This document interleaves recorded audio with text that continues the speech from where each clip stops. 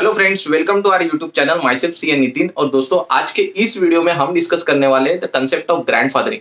दोस्तों, ये ग्रैंडफादरिंग का कंसेप्ट इतना क्यों इंपॉर्टेंट है और एक्चुअल में ये ग्रैंडफादरिंग मतलब है क्या, ये आज हम इस वीडियो में समझने वाले हैं। जब भी ये ग्रैंडफादरिंग इंट्रोड्यूस हुआ था तभी फ्रैंकली स्पीकिंग मुझे भी ये समझने में काफी सारी दिक्कतें आई थी। आज भी काफी लोगों को ग्रैंडफादरिंग का रूल समझने में दिक्कतें आती है। तो दोस्तों, आज के इस वीडियो में हम लोग ग्रैंडफादरिंग का जो रूल है दैट विद एन एग्जांपल हम लोग डिस्कस करने वाले हैं। तो बेसिकली ये रूल को समझने से पहले इस रूल से जुड़ी हुई जो बेसिक कंसेप्ट है वो हम डिस्कस करेंगे। तो पहले हम लोग डिस्कस करते हैं कि capital asset, because capital gain capital asset बेचने से भी होता है। तो कैपिटल असेट क्या है? So as per income tax act, अगर आपके इन्वेस्टमेंट इन इक्विटी शेयर्स या बॉन्ड्स, डिबेंचर्स या आपके पास हाउस प्रॉपर्टी है, so these are all assets which are considered as a capital asset. इन सब असेट्स को कैपिटल असेट माना जाता है। और जब ये कैपिटल असेट आप बेचते हो तो उससे जो भी आपको मुनाफा या जो भी प्रॉफिट होता है उसे बोलते हैं कैपिटल गेन या कैपिटल लॉस। डिपेंड्स, अगर आपको गेन होता है then that is a capital gain, अगर आपको लॉस हुआ तो then that is a capital loss. Depends of a period of holding, मतलब कितने लंबे समय तक आप उस असेट्स को होल्ड करते हो आपको पोर्टफोलियो में, उसके बेसिस पे जो कैपिटल गेन है उसे फर्दर डिवाइड किया जाता है long term capital gain and short term capital gain. Now, this concept of grandfathering, this is applicable with respect to long-term capital gain from the sale of listed equity shares and equity-oriented mutual funds. अभी जो भी gain है from this listed equity shares and oriented equity oriented mutual funds, इस gain को basis period of holding long term और short term कैसे distribute किया जाता है। तो अगर आप लिस्टेड इक्विटीज मतलब लिस्टेड इक्विटी शेयर्स या म्यूचुअल फंड्स अगर आप 12 मंथ्स से ज्यादा अगर आप आपके पास होल्ड करते हो, देन उसके बाद जब आप उसे बेचोगे तो जो भी गेन होगा that will be a long term capital gain. अगर आप 12 महीने के पहले ही बेच देते हो तो उससे जो गेन या लॉस होगा that will be a short term capital gain और short term capital loss. Now, ये ग्रैंडफादरिंग क्यों इंट्रोड्यूस किया था? दोस्तों, let me take you to a period prior to 31 March 2018। Before 31 March 2018, long-term capital gain on a sale of equity shares or these mutual funds was totally exempt. There was no tax at all. Short-term capital gain was then also taxable at 15% tax rate. Presently also it is taxable at a 15% tax rate. But long-term capital gain was totally exempt. So what has happened? In 2018, जब budget 2018 में जब government budget लेके आई तभी they introduce a tax on this long term capital gain. तो government ने ये जो long term capital gain था उसके ऊपर टैक्स लेके आए। That tax is 10% in excess of 1 lakh rupees of gain. मतलब जो भी आपको, अगर आपके पास कोई भी असेट जो 31 जनवरी 2018 के पहले आपने परचेस किए हुए हैं, अगर वो शेयर्स अगर आप 31 अगर वो शेयर्स आप 1 अप्रैल 2018 के बाद अगर बेचोगे तो उससे जो भी आपको गेन होगा उस गेन में से सिर्फ 1 लाख रुपीज का गेन एज एग्जेम्प्ट रहेगा। उसके ऊपर जो भी गेन रहेगा उसके ऊपर आपको 10% का टैक्स भरना पड़ेगा। उससे क्या हुआ कि जो भी लॉन्ग टर्म इन्वेस्टर्स थे, मतलब देयर आर मेनी जो सुपर रिच या रिचर कैटेगरीज के जो भी इन्वेस्टर्स थे, जो भी जिन्होंने अपनी जो भी इन्वेस्टमेंट है वो लॉन्ग टर्म के लिए होल्ड की थी, तो वैसे सब जो इन्वेस्टर्स थे वो उस टैक्स ब्रैकेट में आ चुके थे, टैक्स नेट में आ चुके थे। बिकॉज अगर कोई भी असेट, सपोज एक इक्विटी शेयर्स का अगर हम एग्जांपल लेते हैं, तो कोई भी like let's say the TCS, अगर आपने टीसीएस को जब भी आईपीओ आया था तभी आपने अगर सपोज परचेस किया हुआ है, जब भी टीसीएस का आईपीओ हुआ था दैट टाइम इन 2004 उस एक शेयर का price was around 850 rupees. Because of bonus अगर हम सब पकड़ेंगे तो देन वो कुछ 123 रुपीज होता है। वो शेयर्स आप अगर आज के डेट पे बेचना चाहते हो तो आज के डेट पे टीसीएस का जो भी शेयर प्राइस चल रहा है दैट इज अराउंड 3800 रुपीज। सो आपको इतना बड़ा जो बीच का गेन है इसके ऊपर आपको टैक्स भरना पड़ता था। So to protect the interest of such type of जो भी लॉन्ग टर्म इन्वेस्टर्स थे, government has introduce a concept of grandfathering. So what is grandfathering? तो उन्होंने क्या किया, जो भी जब आप ऐसे असेट मतलब जो इक्विटी शेयर्स आपने 31 मार्च 2018 के पहले, सॉरी 31 जनवरी 2018 के पहले जो भी आपने परचेस किए हुए हैं, अगर वो म्यूचुअल फंड्स या वो शेयर्स अगर आप 1 अप्रैल 2018 के बाद अगर बेचते हो, तो आपको कॉस्ट ऑफ एक्विजिशन जो है वो कैसे डिटरमाइन करना है, इसका एक फॉर्मूला उन्होंने दिया हुआ है. उस फॉर्मूला को दोस्त बोलते हैं grandfathering, the rule of grandfathering. Normally capital gain कैसे कैलकुलेट करते हैं कि जो भी आपका सेल कंसिडरेशन है, that sale consideration minus your cost of acquisition, मतलब जिस कॉस्ट में आपने परचेस प्राइस जो था आपके शेयर्स का, that is your capital gain. So उस कैपिटल गेन, अभी ये कॉस्ट ऑफ एक्विजिशन आप कैसे कैलकुलेट करेंगे in case of those shares और mutual funds which are purchase prior to 31 January 2018, उसका उन्होंने एक रूल दे दिया था. उस रूल को दोस्तों ग्रैंडफादरिंग रूल बोलते हैं. और उस ग्रैंडफादरिंग रूल को दोस्तों आज हम एक पीपीटी के थ्रू समझने वाले हैं. आई एम श्योर कि आप जो ग्रैंडफादरिंग के पीछे का जो भी बैकग्राउंड है वो आप समझ चुके हैं. और हम अभी चालू करते हैं अपने वीडियो को.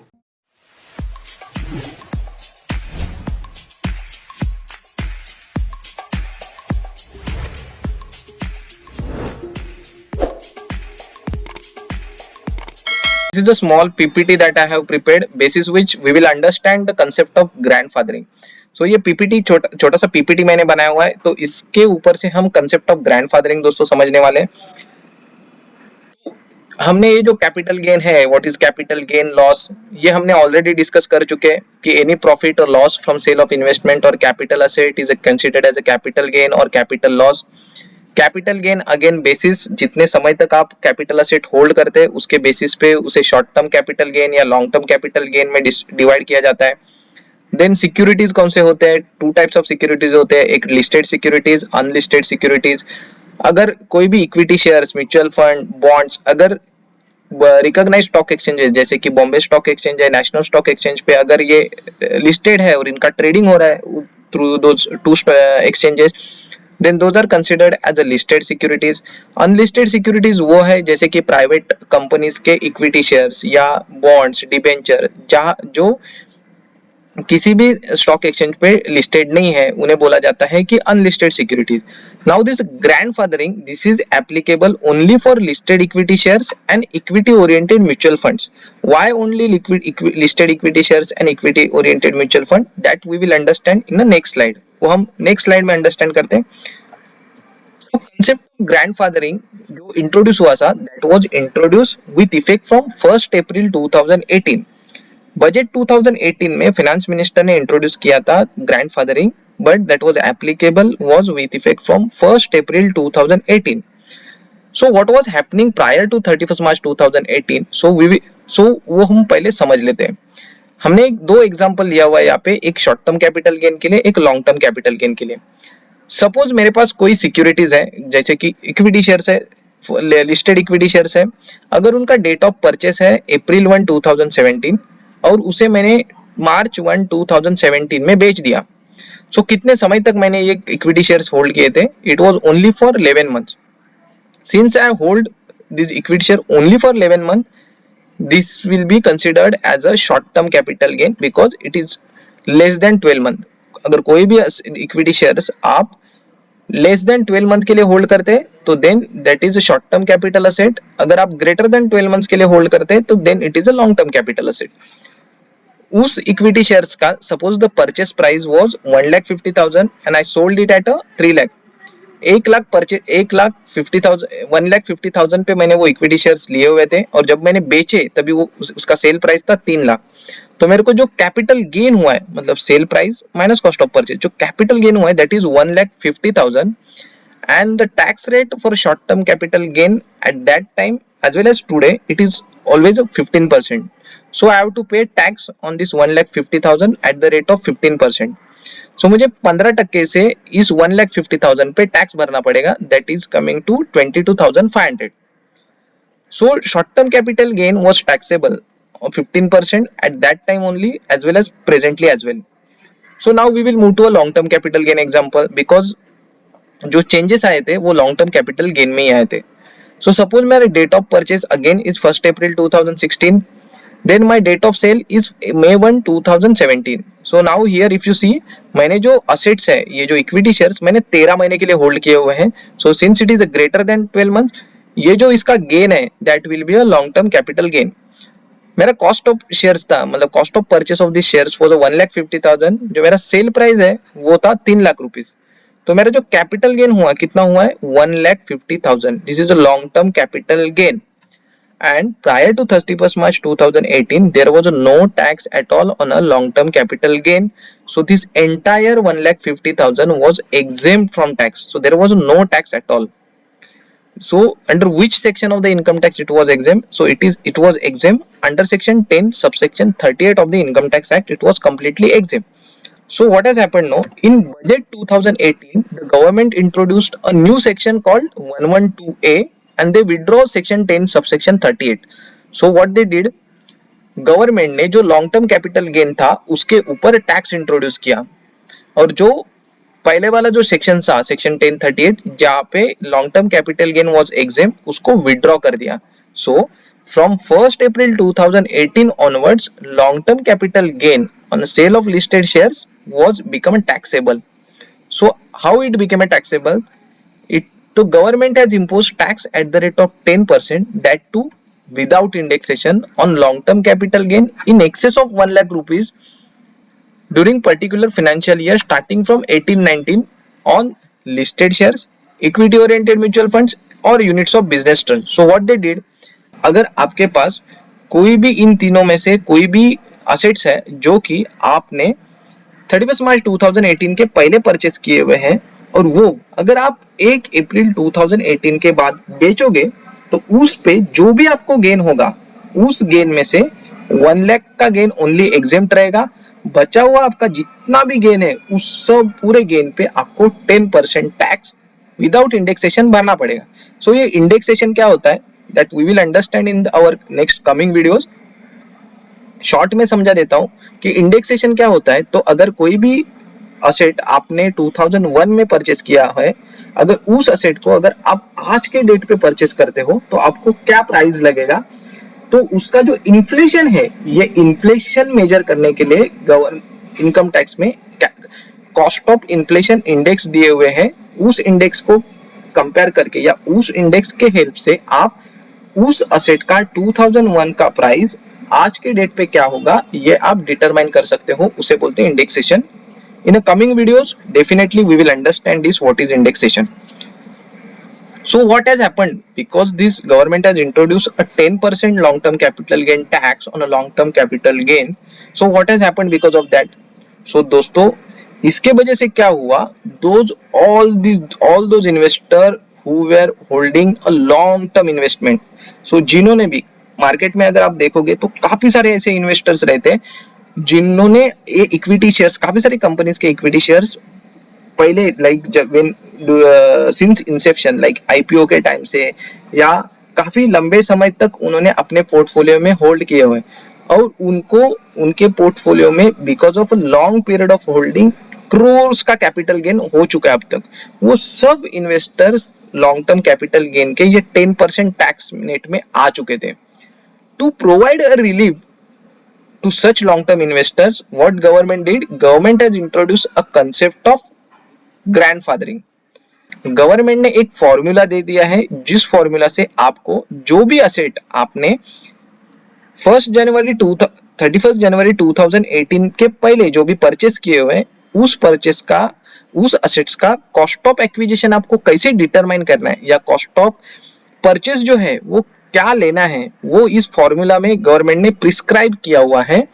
तो इसे बोलते हैं दोस्तों grandfathering. Means you no need to take your cost that was there at that time in 2001, 2002 or 2010 respective years. You no need to take that cost as a base. Government has prescribe the formula. Government ने एक formula दिया हुआ है, आपको वो formula के हिसाब से उसका कॉस्ट जब भी आप सच टाइप ऑफ इक्विटी शेयर्स आप बेचोगे जो लॉन्ग टर्म है, आपको उस फॉर्मूला से कॉस्ट ऑफ परचेस निकालना है, सो दैट आपको जो लॉन्ग टर्म कैपिटल गेन है वो आपका कम आएगा. सो वो हम क्या रूल है नेक्स्ट स्लाइड में हम समझ लेते हैं. So what is the rule? What government said? The cost of purchase in case of shares purchased before 1st February 2018 shall be higher of actual cost of purchase of such investment, मतलब वो cost जिस cost में आपने उस equity shares को actual में purchase किया, and the lower of fair market value of such investment and sale consideration. This fair market value of investment as on 31 January 2018 आपको लेना है. अगर 31 जनवरी 2018 में अगर वो शेयर्स अगर ट्रेड नहीं कर रहा है तो उसके इमीडिएटली प्रीवियस डे का जो भी highest price on recognised stock exchange रहेगा वो आपको as a fair market value consider करना है. देन आपको उस फेयर मार्केट वैल्यू को सेल कंसिडरेशन के साथ कंपेयर करना है. सेल कंसिडरेशन मतलब at that price, at what price you are selling दो शेयर्स, वो सेल कंसिडरेशन के साथ कंपेयर करना है. इसमें से जो लोअर वैल्यू रहेगा उस लोअर वैल्यू को एक्चुअल कॉस्ट से कंपेयर करना है, और उन दोनों में से जो हाईएस्ट रहेगा that will be your cost of purchase. Definitely दोस्तों ये कंसेप्ट ऑफ ग्रैंडफादरिंग के वजह से जो भी वो लॉन्ग टर्म इन्वेस्टर्स थे जिनका काफी सारा लॉन्ग टर्म गेन हो चुका था, उनको काफी हद तक इससे राहत मिल चुकी थी. सो अभी हम ये जो ग्रैंडफादरिंग है एक एग्जांपल के साथ समझ लेते हैं. तो दोस्तों सपोज ग्रैंडफादरिंग नहीं होता, तो ग्रैंडफादरिंग का रूल ही नहीं होता, तो दोस्तों क्या होता कि सपोज मैंने कोई इक्विटी शेयर्स है जो मैंने 31 जनवरी 2018 के पहले ही ले चुके हैं. सपोज 2001 में या 2002, लेट्स से 2010 में मैंने 1 लाख रुपया देके कोई इक्विटी शेयर्स परचेस किए हुए हैं. उस इक्विटी शेयर्स को अगर आज के डेट पे मैं बेच देता हूँ 3 लाख रुपीज को, तो मेरे को जो गेन हुआ है capital gain, that is 2 lakh rupees is my capital gain because sale consideration minus cost of purchase. 2 lakh rupees is my capital gain. And what the rule says कि जो भी 1 लाख तक का कैपिटल गेन है that will be a tax exempt. उसके ऊपर का जो भी गेन है that will be a taxable at the rate of 10%. So 2 lakh में से 1 लाख माइनस करने के बाद जो 1 लाख बचेगा that will be my taxable capital gain. जो भी मेरा टैक्स पेएबल होगा वो होगा 10,000. So now because of this grandfathering rule, what has happened? Let's take the same example in a case 1. ये जो example है हमने if there was a no grandfathering, इसी को हम ये केस 1 में कवर करके देखते हैं. सपोज मेरा कॉस्ट ऑफ परचेस है 1 लाख रुपया, सेल कंसिडरेशन है 3 लाख रुपया, इस शेयर्स का 31 जनवरी 2018 पे फेयर मार्केट वैल्यू है 2 लाख रुपया. सो व्हाट रूल सेज कि जो ग्रैंडफादरिंग का रूल क्या बोलता है कि पहले अपने को सेल कंसिडरेशन और फेयर मार्केट वैल्यू कंपेयर करना है और देखना है which is the lowest value. So 3 lakh और 2 लाख में से जो लोवेस्ट है दैट इज 2 लाख रुपीज. फिर इस 2 लाख रुपीज को कंपेयर करना है कॉस्ट ऑफ परचेस के साथ, दैट इज 1 लाख रुपीज के साथ, और दोनों में से जो हाईएस्ट रहेगा that will be my deemed cost of purchase. So 2 lakh और 1 लाख, तो इसमें से जो हाईएस्ट है 2 lakh rupees, this 2 lakh rupees is my deemed cost of purchase. So now what is my sale consideration? जो मेरा सेल कंसिडरेशन है वो 3 लाख रुपया है. मेरा जो कॉस्ट ऑफ परचेस हो गया वो है 2 लाख रुपया. मतलब इन शॉर्ट जो एफएमवी है 31 जनवरी 2018, मतलब जो इस शेयर का जो 31 जनवरी 2018 पे जो भी शेयर मार्केट वैल्यू था 2000, that became my cost of purchase. Because of this what has happened, see the long term gain मेरा क्या आया 1 lakh rupees. 3 lakh minus 2 lakh rupees is 1 lakh rupees my long term capital gain. And what government said, up to 1 lakh rupees it is exempt, above 1 lakh rupees it is taxable. So again because this is 1 lakh was not taxable, see there was a no tax on this long term capital gain. Now we will move to another example. Suppose my cost of purchase is a 1 lakh rupees, sale consideration is 2,50,000. However, the fair market value of those security as on 31st January 2018 सिर्फ 80,000 है. So what is my deemed cost of purchase? Again अपने को क्या करना है, fair market value को sale consideration के साथ कंपेयर करना है.